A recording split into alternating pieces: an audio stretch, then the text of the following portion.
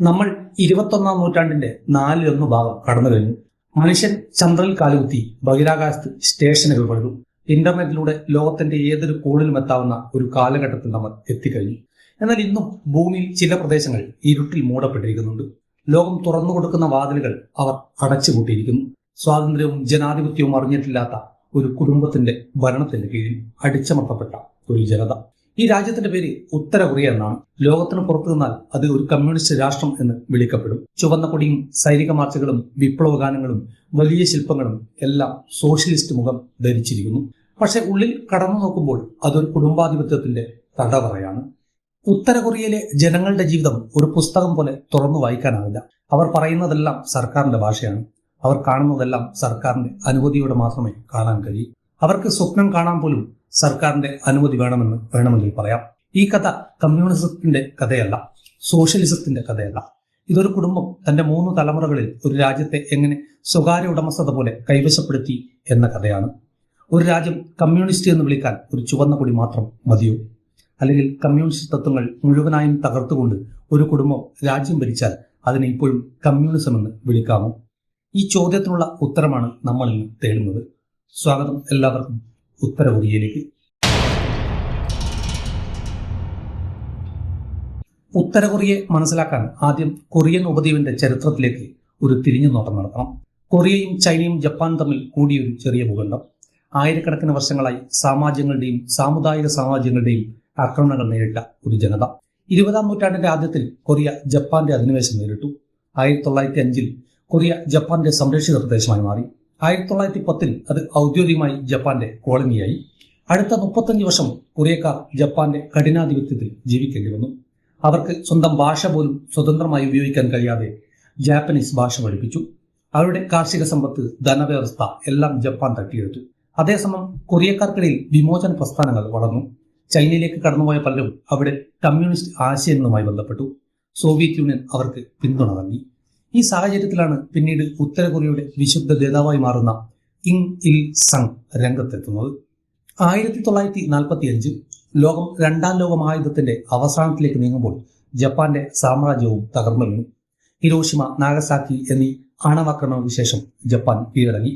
കൊറിയക്കാർക്ക് അതൊരു മോചന ദിനമായിരുന്നു. പക്ഷെ സന്തോഷം അധികം നീണ്ടു നിന്നില്ല. കൊറിയ അമേരിക്കയുടെയും സോവിയറ്റ് യൂണിയന്റെയും സ്വാധീനത്തിലേക്ക് വീണു. 38-ാം അക്ഷാംശരേഖയുടെ വടക്കൻ ഭാഗം സോവിയറ്റ് യൂണിയന്റെ നിയന്ത്രണത്തിലേക്ക്, തെക്കൻ ഭാഗം അമേരിക്കയുടെ നിയന്ത്രണത്തിലേക്ക്. ഇങ്ങനെ കൊറിയ 2 ഭാഗങ്ങളായി വിഭജിക്കപ്പെട്ടു. വടക്കൻ ഭാഗത്ത് കമ്മ്യൂണിസ്റ്റ് ഭരണരീതിയൊക്കെ വളർന്ന ഒരു ഉത്തര കൊറിയ, തെക്കൻ ഭാഗത്ത് മുതലാളിത്ത ജനാധിപത്യം പിന്തുടർന്ന ഒരു ദക്ഷിണ കൊറിയ. 1950-ൽ ഉത്തര കൊറിയൻ നേതാവ് കിം ഇൽ സങ് ഒരു വലിയ തീരുമാനമെടുത്തു. കൊറിയയെ ഒരുമിപ്പിക്കണം എന്ന പേരിൽ അദ്ദേഹം ദക്ഷിണ കൊറിയയെ ആക്രമിച്ചു. ചൈനയും സോവിയറ്റ് യൂണിയനും ഉത്തര കൊറിയയെ പിന്തുണച്ചു. അതേസമയം US-ന്റെ നേതൃത്വത്തിലുള്ള ഐക്യരാഷ്ട്രസഭാ സേന ദക്ഷിണ കൊറിയയെ രക്ഷിക്കാൻ രംഗത്തെത്തി. 3 വർഷം നീണ്ടുനിന്ന ഈ യുദ്ധം അധിക കാലം കൊണ്ട് ഒരു മുഴുവൻ ഭൂഖണ്ഡം ശ്മശാനമാക്കി. നഗരങ്ങൾ പൊളിഞ്ഞു, ലക്ഷക്കണക്കിന് ആളുകൾ മരിച്ചു. ഒടുവിൽ 1953-ൽ ഒരു വെടിനിർത്തൽ കരാർ ഒപ്പുവെച്ചു. എന്നാൽ ശ്രദ്ധിക്കേണ്ട കാര്യം, സമാധാന കരാർ ഒരിക്കലും ഒപ്പുവെച്ചിട്ടില്ല. അതായത് സാങ്കേതികമായി ഇന്നും ഉത്തര കൊറിയയും ദക്ഷിണ കൊറിയയും യുദ്ധത്തിലാണ്. യുദ്ധത്തിന് ശേഷം ഉത്തര കൊറിയയുടെ നേതാവായ കിം ഇൽ സങ് സോവിയറ്റ് യൂണിയനും ചൈനയും നൽകിയ ആശയങ്ങളെ മാറ്റിമറിച്ച് സ്വന്തം വഴിയിലേക്ക് തിരിഞ്ഞു. അദ്ദേഹം അവതരിപ്പിച്ച പുതിയ തത്വം ജൂച്ചെ, സ്വയം പര്യാപ്തത എന്നർത്ഥമുള്ള ഈ വാക്ക് ആദ്യകാലത്ത് കൊറിയക്കാരിൽ അഭിമാനവും ആത്മവിശ്വാസവും വളർത്തി. മറ്റാരുടെയും സഹായമില്ലാതെ നാം ജീവിക്കും, നാം മുന്നേറും എന്ന ആശയം. പക്ഷെ ക്രമേണ ജൂച്ചെ ഒരു വൈദ്യുത വേലിക്കറ്റായി മാറി. ജനങ്ങളെ ലോകത്ത് നിന്ന് വേർതിരിച്ച് അവരുടെ കണ്ണുകൾ തുറക്കാതിരിക്കാനുള്ള ഒരു ആയുധം. കിം ഇൽ സങ് തന്റെ നേതൃപാഠവും ഉപയോഗിച്ച് സ്വന്തം കുടുംബത്തെ രാജ്യത്തിന്റെ ശാശ്വത ഉടമസ്ഥരാക്കി തീർത്തു.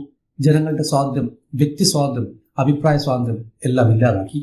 ജനങ്ങൾക്ക് മതിയായ ഭക്ഷണമില്ലെങ്കിലും രാജ്യത്തിന്റെ പ്രധാന സമ്പത്ത് സൈനിക വികസനത്തിനായി മാറ്റിവെച്ചു. വലിയ സൈന്യമുണ്ടെങ്കിലേ ലോകം നമ്മളെ പേടിക്കുകയുള്ളൂ, അതിലൂടെ മാത്രമേ നമ്മുടെ നിലനിൽപ്പുണ്ടാവുകയുള്ളൂ എന്നതായിരുന്നു അദ്ദേഹത്തിന്റെ വിശ്വാസം. ഇങ്ങനെ 1950-കളിൽ നിന്ന് തന്നെ ഉത്തര കൊറിയ ഒരു സൈനികാധിഷ്ഠിത ഏകാധിപത്യ രാജ്യമായി മാറി. ലോക ചരിത്രത്തിൽ പലവിധ ഏകാധിപതികളെ നമ്മൾ കണ്ടിട്ടുണ്ട്. ഹിറ്റ്ലറിന്റെ ജർമ്മനി, മുസോളിനിയുടെ ഇറ്റലി തുടങ്ങി എല്ലാം ഒരു വ്യക്തിയുടെ ഏകാധിപത്യങ്ങളായിരുന്നു. പക്ഷേ ഉത്തര കൊറിയ അതിനേക്കാൾ വ്യത്യസ്തമാണ്. അവിടെ ഒരു കുടുംബം 3 തലമുറകളായി ഒരു രാജ്യം സ്വന്തം കൊട്ടാരമായി ഭരിക്കുന്നു. ലോകത്തിലെ കമ്മ്യൂണിസ്റ്റ് ചരിത്രത്തിൽ പോലും ഇങ്ങനെ വംശാവലിയായി കൈമാറുന്ന അധികാരം അപൂർവമാണ്. അതുകൊണ്ട് തന്നെ അതിന് കമ്മ്യൂണിസം എന്ന് അവർ സ്വയം വിളിക്കുന്നതിനപ്പുറം അവിടെയുള്ളത് ഒരു കമ്മ്യൂണിസം ആണെന്ന് പറയാൻ സാധിക്കില്ല. കിങ് ഇൽ സങ് 1912 ജനിച്ചത്. ലോകത്തെ വിറപ്പിച്ച ടൈറ്റാനിക് കപ്പൽ മുങ്ങിയ അതേ വർഷം. അദ്ദേഹത്തിന്റെ ബാല്യം ജാപ്പനീസ് അധിനിവേശത്തിന്റെ ഇരുണ്ട കാലഘട്ടത്തിലായിരുന്നു. കിങ് ഇൽ സങ് കൗമാരത്തിൽ തന്നെ ഗറില്ല പോരാട്ടങ്ങളിൽ ചേർന്നു. ചൈനീസ് കമ്മ്യൂണിസ്റ്റുകളോടൊപ്പം ജാപ്പനീസ് സൈന്യത്തിനെതിരെ അദ്ദേഹം പോരാടി. പല ചരിത്രകാരന്മാരുടെയും അഭിപ്രായത്തിൽ അദ്ദേഹത്തിന്റെ യഥാർത്ഥ പങ്ക് അത്ര വലിയതായിരുന്നില്ല. പക്ഷെ പിന്നീട് അദ്ദേഹത്തെ വലിയ വിമോചന നായകൻ എന്ന നിലയിൽ ഉത്തര കൊറിയ ഉയർത്തിക്കാട്ടി. രണ്ടാം ലോക മഹായുദ്ധം അവസാനിച്ച് കൊറിയ വിഭജിക്കപ്പെട്ടപ്പോൾ സോവിയറ്റ് യൂണിയൻ ഉത്തരഭാഗം കൈയടക്കിയിരുന്നു. അവർക്ക് വിശ്വസ്തനായ ഒരു നേതാവ് വേണമായിരുന്നു. അങ്ങനെ സോവിയറ്റ് സൈന്യത്തിന്റെ പിന്തുണയോടെ കിങ് ഇൽ സങ് അധികാരത്തിലേക്കെത്തി. 1948 അദ്ദേഹം കൊറിയൻ ജനാധിപത്യ ജനകീയ റിപ്പബ്ലിക് DPRK രൂപീകരിച്ചു. ജനങ്ങൾക്ക് അത് സ്വാതന്ത്ര്യത്തിന്റെ പുതിയ പുലരിയാണ് എന്ന് തോന്നിച്ചെങ്കിലും അത് കുടുംബാധിപത്യത്തിന്റെ ആദ്യത്തെ ചുവടുവെപ്പായിരുന്നു. കിങ് ഇൽ സങ് തന്റെ അധികാരമുറപ്പിക്കാൻ ഒരു വലിയ ആയുധം ഉപയോഗിച്ചു: വ്യക്തിപൂജ, കൾട്ട് ഓഫ് പേഴ്സണാലിറ്റി. അദ്ദേഹത്തിന്റെ പദ്യങ്ങൾ രാജ്യത്തിന്റെ എല്ലായിടത്തും പെടുന്നു. എല്ലാ വീടുകളിലും അദ്ദേഹത്തിന്റെ ചിത്രം നിർബന്ധമായും വേണം. പാഠപുസ്തകങ്ങൾ അദ്ദേഹത്തിന്റെ ജീവിതം ദൈവത്തിന്റെ ജീവിതം പോലെ അവതരിപ്പിച്ചു. അദ്ദേഹത്തെ വിശുദ്ധ നേതാവ് എന്ന് വിളിച്ചു തുടങ്ങി. ജനങ്ങൾ അദ്ദേഹത്തെ ആരാധിക്കുന്ന രീതിയിൽ ജീവിക്കാൻ നിർബന്ധിതരായിക്കൊണ്ടിരുന്നു. 1994 കിങ് ഇൽ സങ് മരിച്ചതോടെ കിം ജോങ് ഇൽ അധികാരത്തിലെത്തി. പക്ഷെ അദ്ദേഹത്തിന്റെ ഭരണകാലത്ത് ഉത്തര കൊറിയ വലിയൊരു ദുരന്തം നേരിട്ടു: ഭീകരമായ പട്ടിണി. 1990കളിലെ മധ്യത്തിൽ സോവിയറ്റ് യൂണിയൻ തകർന്നതോടെ ഉത്തര കൊറിയയുടെ സാമ്പത്തിക സഹായം അവസാനിച്ചു. ജനങ്ങൾ വിശന്നുകൊണ്ടിരിക്കുമ്പോൾ നേതാവ് രാജാവിന്റെ ജീവിതം ആസ്വദിച്ചു. കിം ജോങ് ഇൽ തന്റെ ഭരണകാലത്ത് സോങ്കൂൺ എന്ന പുതിയ നയം നടപ്പിലാക്കി. അതായത് സൈന്യമാണ് രാജ്യത്തിന്റെ പ്രധാനം, ജനങ്ങൾ വിശന്നാലും പ്രശ്നമില്ല, സൈന്യം ശക്തമായിരിക്കണം. അങ്ങനെ ഉത്തര കൊറിയ ലോകത്തിലെ ഏറ്റവും വലിയ സൈനിക രാഷ്ട്രങ്ങളിലൊന്നായി. 2011 കിം ജോങ് ഇൽ മരിച്ചു. അതോടെ അദ്ദേഹത്തിന്റെ ഇളയ മകൻ കിം ജോങ് ഉൻ അധികാരത്തിലേക്കെത്തി. അദ്ദേഹം വെറും 30കളുടെ തുടക്കത്തിലായിരുന്നു. ലോകം വിസ്മയിച്ചു, ഇത്ര ചെറുപ്പക്കാരൻ ഒരു രാജ്യത്തെ എങ്ങനെ ഭരിക്കും? പക്ഷെ അധികാരത്തിന്റെ ആദ്യ വർഷങ്ങളിൽ തന്നെ കിം ജോങ് ഉൻ തന്റെ ക്രൂരമുഖം ലോകത്തെ കാണിച്ചു കൊടുത്തു. അധികാരമുറപ്പിക്കാൻ അദ്ദേഹം തന്റെ സ്വന്തം കുടുംബാംഗങ്ങളെ പോലും കൊല്ലിച്ചു. തന്റെ ചേട്ടൻ ജാങ് സോങ് താക്ക് വധശിക്ഷ നൽകി. മലേഷ്യയിൽ തന്റെ സഹോദരൻ കിം ജോങ് നാനയെ വിഷം നൽകി കൊന്നു. ഇതിലൂടെ എന്നെ എതിർക്കുന്ന ആരെയും ഞാൻ ഇല്ലാതാക്കുമെന്ന സന്ദേശം ലോകത്തും രാജ്യത്തിനകത്തും അദ്ദേഹം വ്യക്തമാക്കി. കിം ജോങ് ഉൻ തന്റെ രൂപം മാറ്റി. പഴയ നേതാക്കളുടെ പോലെ ഗൗരവമുഖമല്ല, ഹാസ്യമുഖം, പുഞ്ചിരി. പക്ഷെ അതിനുള്ളിൽ ഭീകരമായ ഭരണം. അദ്ദേഹം വേഗത്തിൽ ആണവായുധങ്ങൾ വികസിപ്പിച്ചു, ലോകത്തെ വെല്ലുവിളിച്ചു. ഞാൻ ചെറുപ്പക്കാരനാണെങ്കിലും എന്റെ രാജ്യത്തെ നിങ്ങൾക്ക് അവഗണിക്കാനാവില്ല എന്ന സന്ദേശം അയാൾ നൽകിക്കൊണ്ടിരുന്നു. കിം ജോങ് ഉൻ കാലഘട്ടത്തിൽ ടെക്നോളജിയുടെ പ്രചാരണ ശക്തി കൂടുതൽ വർദ്ധിച്ചു. ജനങ്ങളെ നിയന്ത്രിക്കാൻ പുതിയ രീതികൾ ഉപയോഗിച്ചു. വിദേശ സിനിമകൾ, ഇന്റർനെറ്റ് എല്ലാം കടുത്ത നിയന്ത്രണത്തിലായി.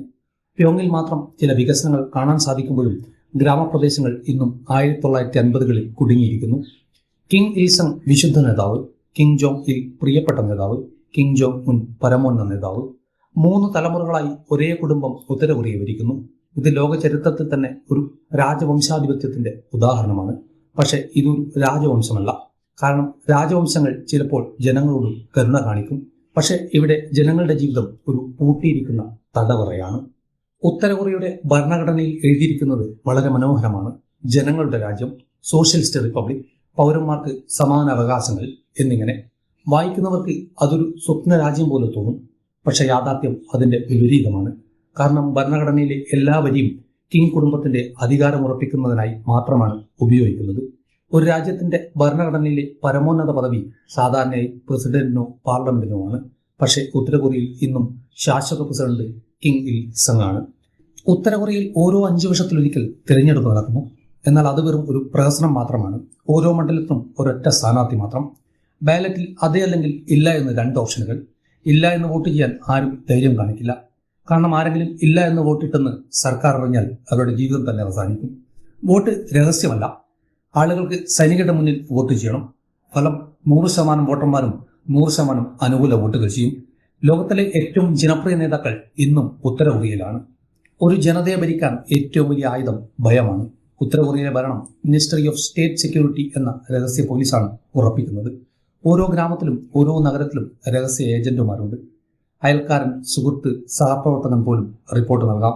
നേതാവിനെതിരെ സംസാരിച്ചതോ വിദേശ റേഡിയോ കേട്ടതോ തെറ്റായ തമാശ പറഞ്ഞതോ എല്ലാം കുറ്റമായി കണക്കാക്കപ്പെടും. ഇങ്ങനെ ജനങ്ങൾ തമ്മിൽ വിശ്വാസം ഇല്ലാതാക്കി. ഒരു കുടുംബത്തിനുള്ളിൽ പോലും സ്വന്തം ഭാര്യയെയോ മകനെയോ വിശ്വസിക്കാൻ കഴിയാത്ത സ്ഥിതിയിലേക്ക് ആളുകളെ തള്ളിവിട്ടിരിക്കുന്നു. അങ്ങനെ ഉത്തര കൊറിയയിൽ ജനങ്ങൾക്ക് സ്വാതന്ത്ര്യവുമില്ല, ജനാധിപത്യവുമില്ല, മനുഷ്യാവകാശവുമില്ല. അവരുടെ ജീവിതം ഒരു വലിയ തകതറ പോലെ. പുറത്തു നിന്ന് ലോകം കാണാനാവില്ല, അകത്തു നിന്ന് പുറത്തേക്ക് പോകാനാവില്ല. ഇതാണ് ഉത്തര കൊറിയൻ രാഷ്ട്രീയത്തിന്റെ യാഥാർത്ഥ്യം. ഒരു കുടുംബം ഭയവും പ്രചരണവും ഉപയോഗിച്ച് ഒരു ജനതയെ തടവുകാരാക്കിയിരിക്കുന്നു. പ്യോങ്ങിൽ നടക്കുന്ന വിപുലമായ സൈനിക പരേഡുകൾ നിങ്ങൾ കണ്ടിട്ടുണ്ടാവും. വലിയ മിസൈലുകൾ, ആയിരക്കണക്കിന് സൈനികർ, ചുവപ്പ് നിറഞ്ഞ പതാകകൾ. ലോകത്തിന് അതൊരു ശക്തമായ ഉത്തര കൊറിയയെ കാണിക്കാനാണ്. പക്ഷെ അന്നുപോലും പട്ടിണി വലയുന്ന ജനങ്ങളെ ലോകം കാണുന്നില്ല. അവരുടെ മക്കൾക്ക് ഭക്ഷണമില്ല, മരുന്നില്ല, വിദ്യാഭ്യാസമില്ല. പക്ഷെ നേതാവിനെ ലോകത്തോട് കാണിക്കാനുണ്ട്, ഞങ്ങൾ ശക്തരാണ് എന്ന്. ജനങ്ങൾ പട്ടിണിയിൽ കരയുമ്പോഴും ഭരണകൂടം മുഴുവൻ പണവും ചെലവഴിക്കുന്നത് ആയുധങ്ങൾക്കും സൈന്യത്തിനുമാണ്. ജനങ്ങൾക്കുള്ള ഭക്ഷണമില്ലെങ്കിലും നേതാവിന്റെ കയ്യിൽ മിസൈൽ ഉണ്ടെങ്കിൽ മതിയെന്ന മനോഭാവം. പ്യോങ്ങിലെ വൻ പോസ്റ്ററുകളിൽ സൂര്യനെ പോലെ നേതാവ്, TV ലോകത്തെ ഏറ്റവും സന്തുഷ്ടനായ ജനത. സ്കൂളുകളിൽ നേതാവാണ് ജീവിതം. പക്ഷേ സത്യം, ജനങ്ങൾ സന്തോഷമുള്ളവരല്ല, ജീവിക്കാൻ മാത്രം പോരാടുന്നവരാണ് എന്നതാണ്. ഉത്തര കൊറിയ ഇന്നൊരു ജീവിച്ചിരിക്കുന്ന മുന്നറിയിപ്പാണ്. ഒരു ഭരണകൂടം സ്വന്തം അധികാരത്തിനായി ജനങ്ങളെ എങ്ങനെ അടിമകളാക്കി, പട്ടിണിയിലാക്കി, ലോകത്തോട് സത്യം മറച്ചു ജീവിക്കാമെന്ന് കാണിക്കുന്ന ഏറ്റവും വലിയ ഉദാഹരണം. ഉത്തര കൊറിയയുടെ കഥ കേവലം ഒരു രാജ്യത്തിന്റെ ചരിത്രമല്ല, നമുക്ക് എല്ലാവർക്കുമുള്ള ഒരു മുന്നറിയിപ്പ് കൂടിയാണ്. മറ്റൊരു വിഷയവുമായി നമുക്ക് വീണ്ടും കാണാം. ചാനൽ സബ്സ്ക്രൈബ് ചെയ്യാൻ മറക്കാതിരിക്കുക.